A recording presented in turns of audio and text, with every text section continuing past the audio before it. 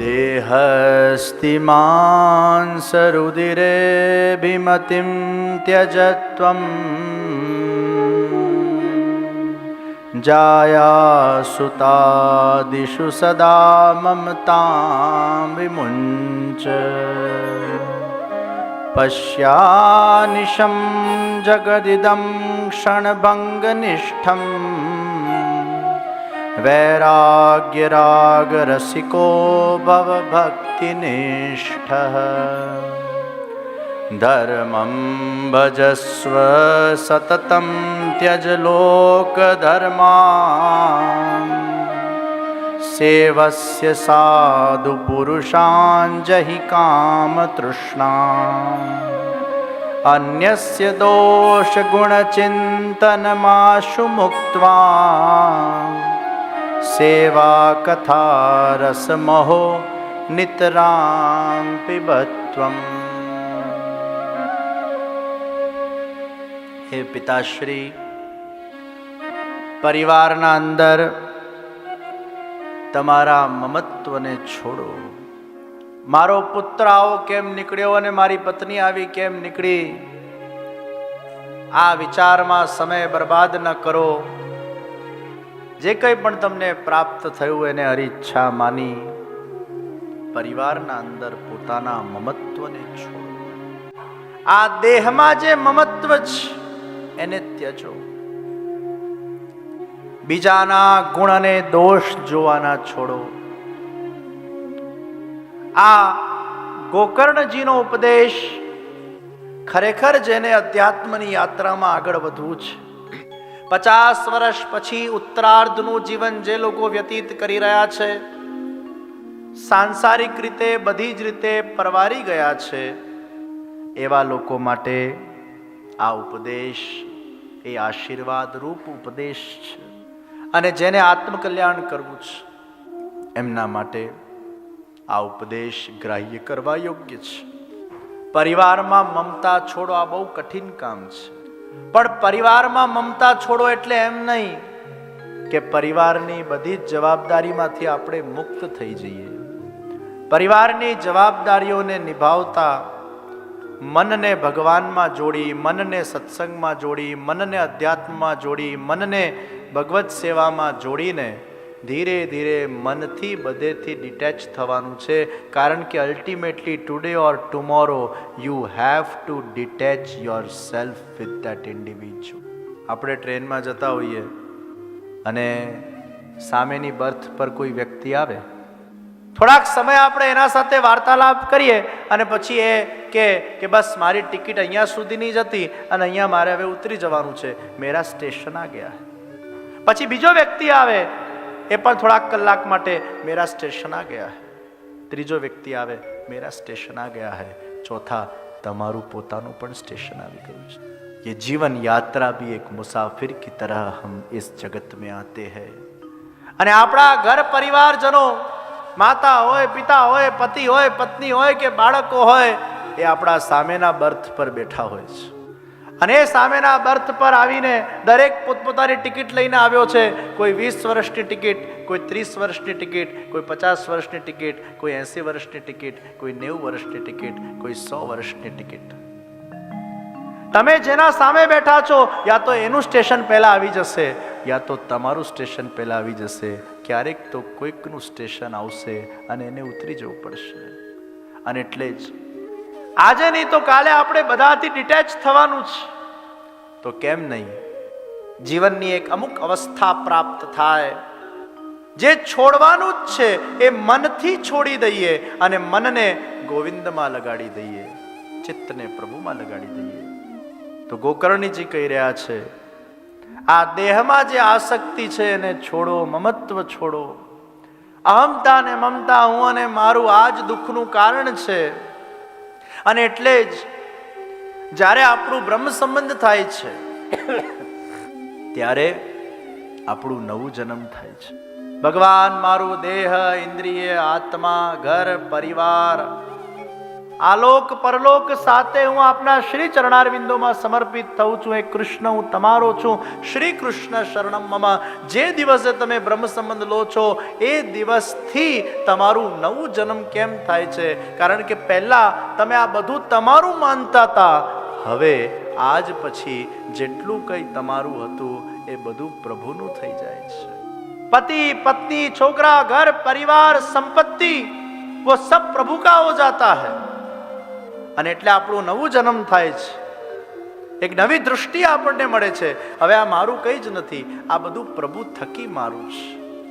અને એટલે આપણા ત્યાંની એક આ પરંપરા રહી છે કે જ્યારે તમે ઠાકોરજીને સવારે જગાડો, સેવા કરો, પોડાડો, કંઈ પણ નવી વસ્તુ બહારથી લાવો તો પહેલા ઠાકોરજીના સન્મુખ લઈ આવજો, ઠાકોરજીની પ્રસાદી કરજો, ઠાકોરજીની આજ્ઞા લેજો કે આ બધું આપનું છે. કારણ કે મારું દ્રવ્ય પણ આપનું છે, મારું સંપત્તિ પણ મારું કંઈ જ નથી. मैंने सब कुछ आपको दे दिया है, समर्पण कर दिया है, अब मेरा बचा क्या? तो अब जो आपका है उसी में से मैं ये एक साड़ी या फिर धोती या फिर जब्बा या जो भी आपका वस्त्र हो आप अगर लाए तो सबसे पहले आपको ठाकुर जी के सामने धरना चाहिए. प्रभु आ હું લાવ્યો છું, આપ દ્રષ્ટિ કરી લો, પછી હું પ્રસાદી આપનું પહેરું. કારણ કે બધું આપનું જ છે, આપના પ્રસાદી થયા વગર હું પહેરી કેમ શકું? તો આપણે દરેક વસ્તુને ઠાકોરજીના દ્રષ્ટિમાં મૂકીએ છીએ. તમારા ઘરના અંદર કોઈ લૌકિક પ્રસંગ આવે, લગ્નાદિ કોઈ પ્રસંગ આવે તો આપણે ઠાકોરજીને નિવેદન કરીએ છીએ, પ્રભુ આ લગ્ન પ્રસંગમાં જે કંઈ પણ મારે આ દ્રવ્યનો ખર્ચ કરવો પડશે એ આપની આજ્ઞા લઈને કરું છું. આ આપના જ બાળકો છે, આ આપના જ દીકરા દીકરીઓ છે, એના લગ્ન છે, અરે આ આપનો જ પ્રસંગ છે, આપ અમારા છો, અમે આપના છીએ. પ્રભુ આ લૌકિક પ્રસંગમાં આ દ્રવ્ય અમે ખર્ચી રહ્યા છે, એ પણ ઠાકોરજીને વિનંતી કરીને નિવેદિત કરીને આપણે એ દ્રવ્યનો ઉપયોગ કરીએ છીએ. આ આપણા પુષ્ટિ માર્ગની આખી એક સુંદર સમર્પણવાળી એક પરંપરા છે કે આજ પછી મારું કંઈ જ નથી, બધું પ્રભુનું છે. અને એટલે તમે જે કરો એ ભગવાનને કેન્દ્રમાં રાખીને કરો. કદાચ લૌકિક પ્રસંગ પણ આવે છે, એમાં પણ ભગવાનને ભૂલતા નહીં, ભગવાનને કેન્દ્રમાં રાખજો, એમને નિવેદન કરીને કરજો, તમારું નવું જન્મ થાય છે. તો જે લોકોએ પણ બ્રહ્મ સંબંધ લીધું છે એમનું નવું જન્મ છે. અહમતા ને મમતા એ પ્રભુમાં જોડાય. પરિવારમાં મમત્વ છોડો હે પિતાશ્રી. બીજાના ગુણ દોષોને જોવાનું છોડો. કોઈના ગુણ આપણે જોઈશું તો આપણે પ્રભાવિત થઈશું. વાહ, આનામાં કેટલું ટેલેન્ટ છે, he or she is so much talented. કેવી આની પ્રતિભા છે, કેવું આનું વ્યક્તિત્વ છે, કેવા આના ગુણો છે. એક સાધારણ વ્યક્તિ હશે અને એ જ્યારે કોઈના ગુણને જોશે તો એ વ્યક્તિથી પ્રભાવિત થશે, અને કોઈ ભગવદ ભક્ત અગર કોઈના ગુણોને જોશે એ વ્યક્તિથી પ્રભાવિત નહીં થાય. એ એમ વિચાર કરશે, જુઓ ભગવાનની કેવી કૃપા છે આના પર કે ભગવાને આને આ ગુણ ગિફ્ટ રૂપે આપ્યો છે. એ વ્યક્તિના ગુણને ન જોઈને એ ઈશ્વરની ભેટનો ત્યાં દર્શન કરશે અને એ ઈશ્વરને કેન્દ્રમાં રાખીને એ વ્યક્તિને જોશે. એક સાધારણ વ્યક્તિ એ વ્યક્તિથી પ્રભાવિત થાય છે અને એક ભગવાનનો ભક્ત એ ઈશ્વરના આ ગુણો છે જે આના અંદર વિકસિત બન્યા છે, એમાં દર્શન તો ઈશ્વરનું જ કરે. અને એ ભક્ત અગર પોતાના અંદર આવેલા એવા કોઈ ગુણો હોય તો એ પણ ઈશ્વરનો કૃપા પ્રસાદ માને છે. કારણ કે ભગવાનને અગર સૌથી વધારે કોઈ વસ્તુ ગમતી હોય તો એ શું ગમે છે? ભક્તાનામ દૈન્યમૈવૈકમ હરિહિતોષણ સાધનમ. ભક્તોના અંદર રહેલું દૈન્ય એ પ્રભુને બહુ જ. ઠાકોરજીના સામે અગર આપણે બહુ જ બડાઈ મારીએ, હું આવો ને હું તેવો ને હું આમ ને હું તેમ, તો ભગવાનનો મુખરતા દોષ થશે. ઠાકોરજીના સામે તો આપણે દીનતા રાખવાની છે. અને યાદ રાખજો, દીનતા એ હીનતા નથી. દીનતા એ ભક્તોનું આભૂષણ છે. હીનતા એને કહેવાય આઈ એમ નથિંગ. દીનતા પણ એને કહેવાય આઈ એમ નથિંગ. પણ હીનતા ને દીનતામાં એટલું ફરક છે હીનતામાં વ્યક્તિ નેગેટિવ વિચારે છે. I am nothing, I can not do anything, I am no one has to do this, I don't have any powers, I don't have any talent, I don't have any skills. Negative thinking is હીનતા. Inferiority, superiority complex is હીનતા. પણ દીનતા એટલે I am nothing but I am everything with the grace of my God. આ દીનતા છે. Whatever I have, it is all the grace of my God. અને એટલે જ આપણે વખત વખત પર હંમેશા આ ભાવ આપણા અંદર રાખીએ છીએ કે આપણામાં અહંકાર ન આવી જાય. આ બધું મારા પ્રભુની કૃપા છે. મને યાદ છે સત્ય ઘટના. આ જ્યારે જ્યારે કોઈ કથાનું આયોજન થાય એટલે ઠાકોરજી જ પધારતા હોય. આ આચાર્યપીઠની જ્યારે પરિક્રમા કરવામાં આવે અને પછી વિનંતી કરવામાં આવે, હે પ્રભુ, હે શ્રી વલ્લભ, હે ઠાકોરજી, બસ આપ જ પધારો અને આ દેહરૂપી રથમાં વિરાજમાન થઈને હવે આપ જ કથા કરો.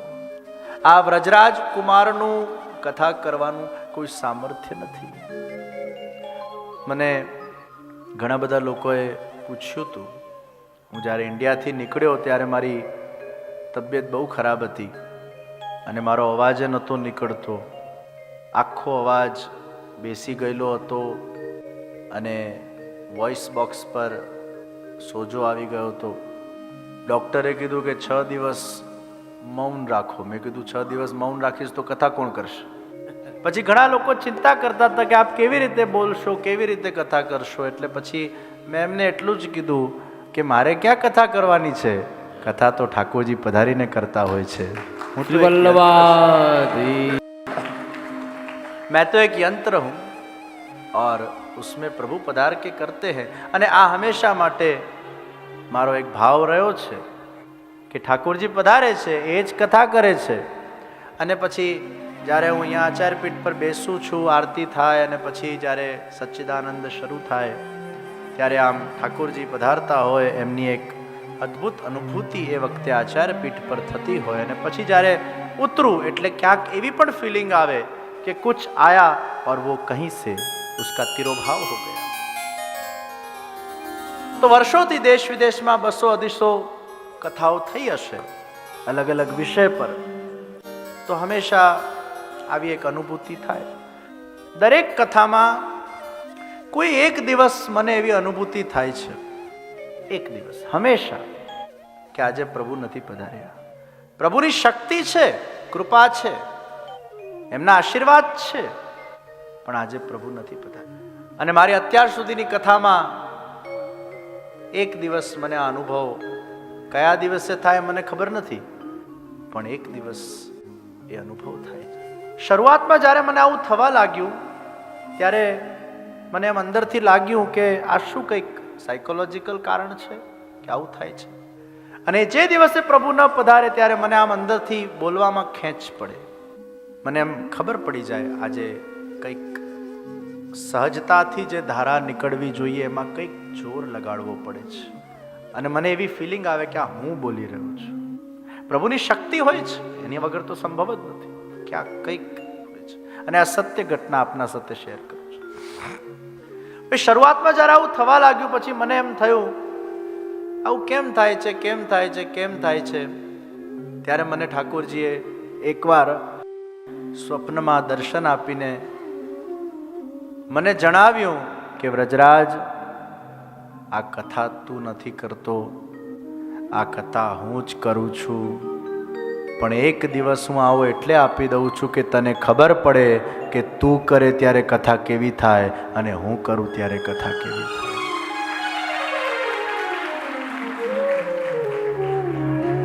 તો પ્રભુ કરવાતે हैं और प्रभु की ही अनुभूति वो कथा के अंदर होती है. तो भक्ता नाम दैन्य में वैकम हरिहित तोषण साधनम. भक्तों ने दीनता આભૂષણ સ્વરૂપે રાખવી જોઈએ. અને એટલે જ ભગવાનને પણ એ પસંદ. તો તમારા અંદર કંઈ પણ ટેલેન્ટ હોય, ઈશ્વરનો કૃપા પ્રસાદ છે. તો બીજાના ગુણદોષ જોવાના બંધ કરો, કારણ કે બીજાના ગુણદોષ જોવામાં તમારું ચિત્ત એ અપ્રસન્ન બનશે અથવા પ્રસન્ન બનશે.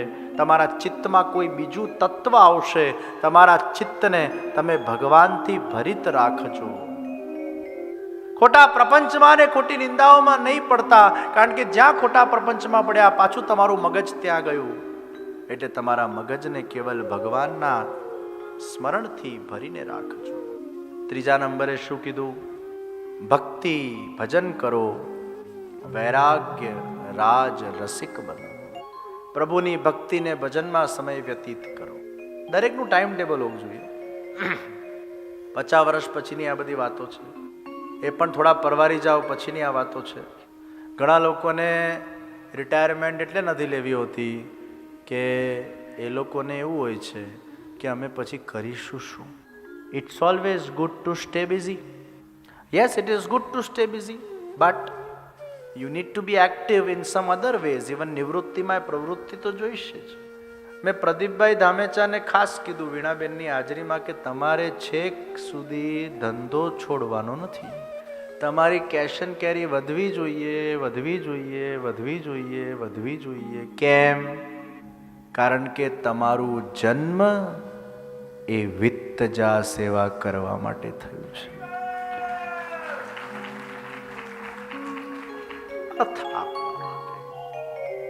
કેટલી આર્થિક સેવાઓ દેશ વિદેશમાં, આપણા વિવાહોમાં જ કેટલી સેવાઓ એમને અલગ અલગ પ્રોજેક્ટોમાં પ્રદાન કરી.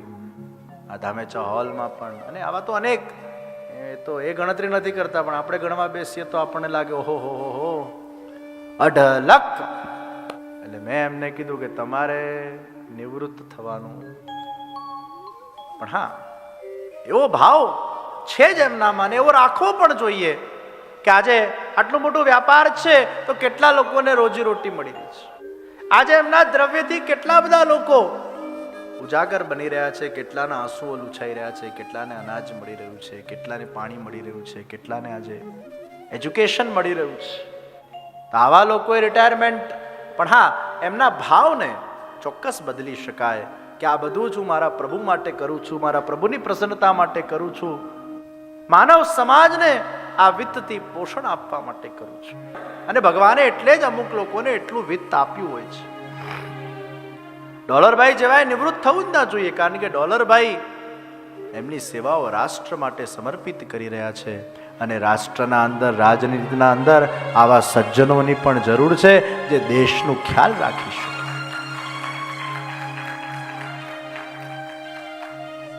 એમના કર્મમાં પ્રવૃત્ત છે, પણ હા એ કર્મમાં આપણી જે પ્રવૃત્તિ છે એમાં આપણો ભાવ આપણે ચોક્કસ બદલી શકાય. એમાં આ કર્મ કરવાથી મારો ઈશ્વર પ્રસન્ન થશે અને આ મારી ડ્યુટી છે. આજે કોઈ આર્મીના અંદર સેવા આપતો હોય તો એને આપણે એમ કહીએ તું નિવૃત્ત થઈ જા અને હવે ચાલ ભક્તિ કર. ના, એને ભગવાને આર્મી બનાવ્યો, એ ભગવાનની ઈચ્છાથી જ આર્મી બન્યો છે. એ ભક્તિ કરવા માટે બન્યો જ નથી. એ જીવ, એનું દાયિત્વ છે કે દેશની રક્ષા કરવી, અને દેશની હિફાજત એ લોકો કરે છે તો આપણે ઘરે બેસીને ઠાકોરજીની શાંતિથી ભક્તિ કરી શકીએ છીએ. નહીં તો દેશની હિફાજત કોણ કરશે? તો દરેક ક્ષેત્રના લોકોની આવશ્યકતા છે. કંતેશભાઈ રેખાબેન ભવિષ્યમાં નિવૃત્ત થશે એટલે એમને નક્કી કર્યું છે કે પછી હવે નિવૃત્ત થયા પછી તન મન ધનથી પછી પુષ્ટિ પ્રચાર કાર્યમાં, વિવાહોમાં જોડાઈને વિવાહોની બધી જ પ્રવૃત્તિઓમાં સેવાઓ આપવી એ એમનું ધ્યેય બની જાય. અને અમારી તો ગૃહસ્થ યોજના છે જ, નિવૃત્તિમાં પ્રવૃત્તિ. તો જેની જેવી પ્રકૃતિ એ પ્રમાણે નિવૃત્તિમાં એની પ્રવૃત્તિ. આપણે સમાજને કઈ ઉપયોગી થઈ શકીએ. 50-55 વર્ષ પછી સુધી ભોગ કર્યો, હવે ભોગ આપો. આજ શરીર દ્વારા ભોગ આપવાનો સમય આવ્યો છે.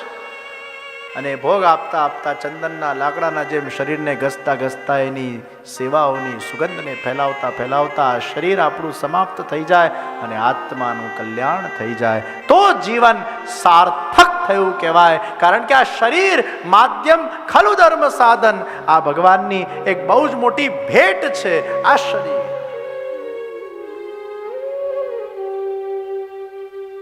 ભગવાનનું ભજન કરો, સાધુ પુરુષોની સેવા કરો, સેવા કથાનું પાન કરો. આ શરીર મળ્યું છે, પછી એક સમય એવો આવે કે શરીરની બધી રિસ્પોન્સિબિલિટીઝ ફૂલફિલ કરીને સમાજ માટે ભોગ આપીએ. નિવૃત્તિમાં પ્રવૃત્તિ. ટાઈમ ટેબલ બનાવજો. જેને ભક્તિ માર્ગમાં આગળ વધવું છે એનો ટાઈમ ટેબલ હોવો જોઈએ. સવારે આટલા વાગે ઉઠવું એમ નહીં કે આપણે નવરા છીએ એટલે 12 વાગે, 1 વાગે, 2 વાગે સૂઈએ અને 10 વાગે ઉઠીએ. નો, there has to be a time table if you want to make your soul divine અને એને કલ્યાણના માર્ગે આગળ લઈ જવું હોય, બ્રહ્મ મુહૂર્તમાં ઉઠવાનું ચાલુ કરો. If you are living a retired life, start waking up early. વહેલા સ્નાન કરો. જો સવારે 4 વાગે જે સ્નાન કરે એ દેવ સ્નાન કહેવાય, 6 વાગે કરે એ મનુષ્ય સ્નાન કહેવાય, અને સૂર્યોદય પછી કરે એ રાક્ષસી સ્નાન કહેવાય. હવે તમે કયું સ્નાન કરો છો પૂછી લેજો. નિવૃત્તિમાં પ્રવૃત્તિ. અગર તમે નિવૃત્ત થઈ ગયા છો, એક ટાઈમ ટેબલ બનાવજો. કારણ કે આ મન આપણો વરસાદના જેવો છે, સમય વરસાદના જેવો છે. એ વરસાદ પડતો હોય અને પછી એને પ્રોપર નદી નહીં આપો ને તો આમ કુંડાળામાં વિભાજિત થઈ જશે. પણ એ જ વરસાદ પડતો હોય અને એને યોગ્ય નદી આપશો તો એ સમુદ્ર સુધી પહોંચશે. એમ time table has to be there, નહીં તો ક્યાં ટાઈમ વેસ્ટ થઈ જશે. યાદ રાખજો, આ દેહ બહુ અનમોલ છે, આ મનુષ્ય જીવન બહુ અનમોલ છે, એને વેડફી ન નાખીએ. Time should not be wasted, it should be invested. એક એક ક્ષણ એક કિંમતી છે, અને વૃદ્ધાવસ્થાની તો એક એક ક્ષણ વધારે કિંમતી છે. તમે એમ નહીં માનતા now we are free, what to do, એટલે પત્તા રમો, ગેમ્સ રમો, વગર કારણે 4 કલાક વોકિંગ કરો. ઘણા નવરા 4 કલાક ચાલે, એટલે પણ જોઈએ એટલું ચાલ ને. 10 કલાકની ઊંઘ, હજી 8 કલાક લે તો બરાબર 10 નવરા છે. એટલે આપણે ખાલી એના માટે જીવીએ છીએ કે બસ અબ હમારા કબ અંત આ જાય, ઉસકી હમ પ્રતીક્ષા કર રહે ભગવાન. અલા, પણ અંત એવું આવશે કે પાછું તારે જન્મ લેવો પડશે. અંત એવું કર કે વળી પાછું જન્મ ન લેવું પડે. અને આ રીતે ખાલી ટાઈમ પાસ કરશે ને ટાઈમ વેસ્ટ કરશે તો વળી પાછા 80 વર્ષની ઇનિંગ રમવા આવવું પડશે. આ શું કામ હેરાનગતિ માથે લેવી ભાઈ? બ્રહ્મ મુહૂર્તમાં ઉઠવું જોઈએ, સ્નાન કરીને જપ ધ્યાન કરવું જોઈએ. જેને જે સાધનમાં રુચિ હોય એ સાધન કરે, વાંચન કરે. સૌથી વધારે સમય ભાગવતજી, ભગવદ્ ગીતા, રામાયણ આદિના વાંચનમાં એમને કાઢવો જોઈએ. The best time to invest yourself in the retirement life is to read, read, read, read and read. Read and practice, read and practice, read and practice, read and practice. વાંચન કરો જેથી તમને સારી વાતોથી તમારા વિચારોના અંદર વિવેક પ્રગટ થાય, વિરક્તિ આવતી જાય, અને તમે જપ, ધ્યાન, સાધના જેમાં તમારી રુચિ હોય અથવા જે એક્ટિવિટીમાં તમારી રુચિ હોય એમાં તમે તમારો સમય પ્રદાન કરો. ઠાકોરજીની સેવા તો એમાં કરો, જપ તો એમાં કરો, ધ્યાન તો એમાં કરો, કીર્તન તો કીર્તનમાં કરો, ભજનો ગાઓ. અરે નૃત્ય કરો, 2 કલાક 3 કલાક નાચો. નૃત્ય પણ ભક્તિ છે. તમને ગાવાનું ગમે તો ગાઓ, કીર્તન કરો, એ પણ ભક્તિ. તમને તીર્થયાત્રા, જે તમારી રુચિ હોય, તમારા દેહનો ઉપયોગ એ ધર્મ કાર્યમાં, સત કાર્યમાં, ભગવત કાર્યમાં, સમાજ કાર્યમાં, માનવતાના કાર્યમાં એક એક ક્ષણ આપણી વચ્ચે વપરાવી જોઈએ. The time should not be wasted, it should be invested. કારણ કે આ આપણું જે તન છે એ ખૂબ જ અનમોલ છે.